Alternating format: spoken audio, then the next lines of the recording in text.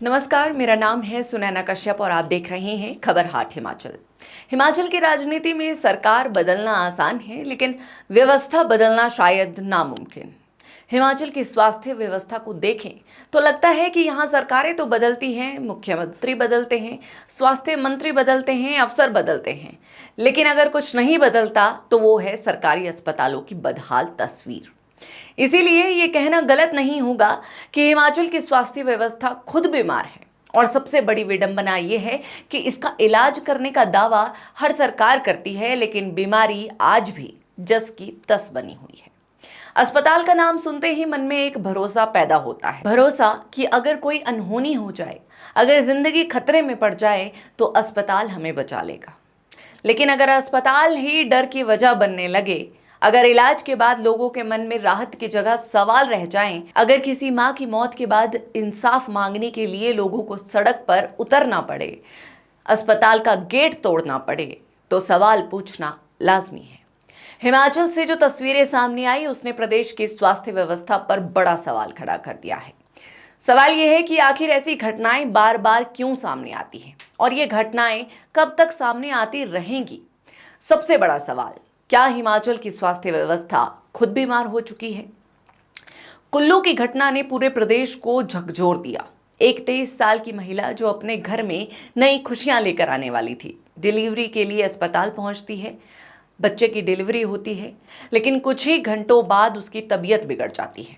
परिवार का आरोप है कि उन्होंने डॉक्टरों और स्टाफ को कई बार बताया, लेकिन समय पर उचित ध्यान नहीं दिया गया। आखिरकार 24 घंटे के भीतर उस महिला की मौत हो जाती है। इस घटना के बाद लोगों का गुस्सा इतना बढ़ गया कि सैकड़ों लोग सड़कों पर उतर आए। स्वास्थ्य मंत्री का पुतला फूंका गया, अस्पताल का मुख्य गेट तोड़ा गया और चिकित्सा अधीक्षक के कार्यालय का घेराव किया गया। लेकिन क्या ये पहली घटना है? बिल्कुल नहीं। पिछले कई सालों में हिमाचल के अलग अलग जिलों से ऐसी खबरें आती रही है। कहीं डॉक्टर समय पर नहीं मिला, कहीं ऑपरेशन टल गया, कहीं एम्बुलेंस देर से पहुंची, कहीं मरीज को एक अस्पताल से दूसरे अस्पताल रेफर किया जाता रहा और रास्ते में ही उसकी मौत भी हो गई। हर बार जांच बैठती है, हर बार कहा जाता है कि दोषियों पर कार्रवाई होगी, लेकिन कुछ समय बाद मामला ठंडे बस्ते में पड़ जाता है। फिर कुछ महीनों बाद किसी दूसरे जिलों से ऐसी ही एक और खबर आ जाती है। यानी हादसे बदलते रहते हैं, जगह बदल जाती है, लेकिन कहानी वही रहती है। हाल फिलहाल में प्रदेश के सबसे बड़े अस्पताल आईजीएमसी से भी लिफ्ट खराब होने की बातें सामने आई, वो भी तब जब अचानक राज्यसभा सांसद बीमार पड़ गए।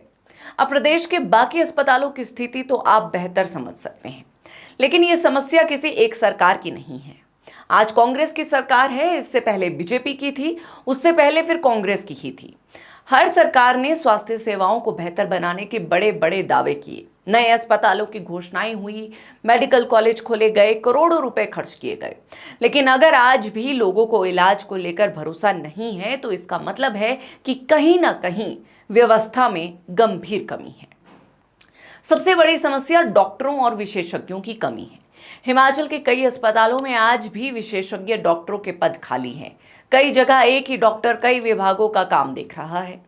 ऐसे में अगर कोई गंभीर मरीज आ जाए तो डॉक्टरों के सामने भी सीमाएं होती हैं। मजबूरी में मरीज को बड़े अस्पताल रेफर किया जाता है, और पहाड़ी प्रदेश होने की वजह से कई बार रास्ते में ही बहुमूल्य समय निकल जाता है। लेकिन सिर्फ डॉक्टरों की कमी ही समस्या नहीं, जवाबदेही की कमी उससे भी बड़ी समस्या है। किसी भी हादसे के बाद जांच कमेटी बना देना सबसे आसान काम है। असली सवाल यह है कि कितनी जांच रिपोर्ट समय पर पूरी होती है, कितने मामलों में जिम्मेदारी तय होती है, कितने डॉक्टरों, अधिकारियों या कर्मचारियों पर वास्तव में कार्रवाई होती है। अगर कार्रवाई का डर ही नहीं होगा तो व्यवस्था में सुधार कैसे आएगा? हिमाचल की भौगोलिक परिस्थितियां इस समस्या को और कठिन बना देती है। यहाँ गांव से अस्पताल तक पहुंचने में कई बार घंटों लग जाते हैं। कई सड़कें आज भी ऐसी है जहां एम्बुलेंस पहुंचने में मुश्किल होती है। ऐसे में अगर अस्पताल पहुंचने के बाद भी समय पर इलाज न मिले तो मरीज के पास दूसरा मौका नहीं बचता। इसीलिए हिमाचल में स्वास्थ्य व्यवस्था मजबूत होना कोई विकल्प नहीं बल्कि जरूरत है।